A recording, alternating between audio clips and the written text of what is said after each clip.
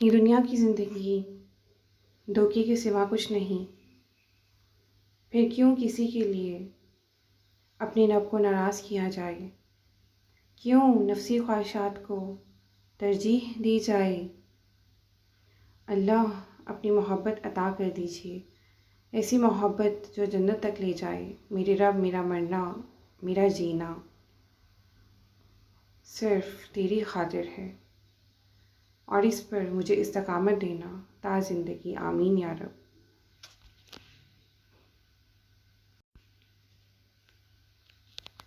تو بس اپنے پیارے اللہ تعالیٰ پر کامل یقین رکھیں، وہ دیں گے، وہی عطا کریں گے، کیونکہ ان کے علاوہ نہیں کوئی ذات اس قابل جو آپ کی دعا، التجا اور فریاد نہ صرف سنے بلکہ اسے بہت چاہت، مان اور آپ کے غرور اور یقین کے ساتھ آپ کی جھولی میں بھر دے۔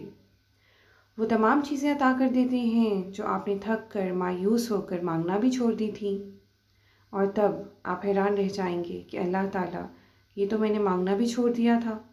تو اللہ تعالیٰ فرمائیں گے، میرے بندے، میں تو تیرا صبر آزما رہا تھا، اور اب تیرا امتحان ختم اور صلہ ملنے کا وقت شروع۔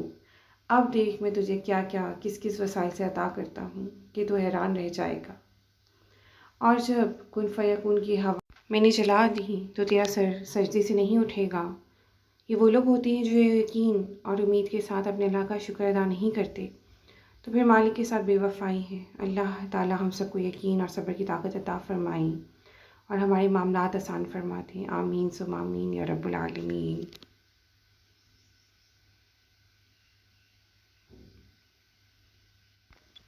انسان کی یادداشت کسی چہرے کو محفوظ کرنے کی بجائے اس کے اچھے یا برے سلوک کو زیادہ محفوظ رکھتی ہے، لہٰذا لوگوں کے ساتھ ایسا سلوک کرنا چاہیے کہ جب جب ہم یاد آئیں ہمارے لیے ان کے دل سے دعا نکلے۔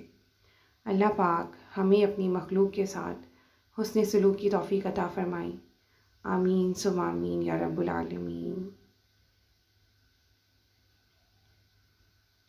جب آپ کی آنکھوں میں بہت سے آنسو جمع ہو جائیں، جب آپ کے دکھوں کا کوئی مداوع نہ ہو، جب کسی سے کچھ کہنے کا حوصلہ نہ ہو، تو آپ کبھی پریشان نہ ہونا، بس اس ذات باری تعالیٰ کی جانب دیکھنا، اس سے اپنا دکھڑا کہہ دینا۔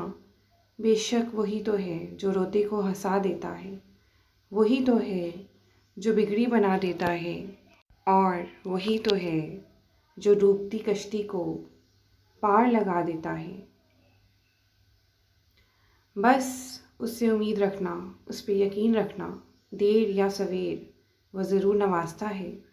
دعا کی مثال تو دستک کی طرح ہے، مسلسل دستک سے دروازہ کھل ہی جاتا ہے۔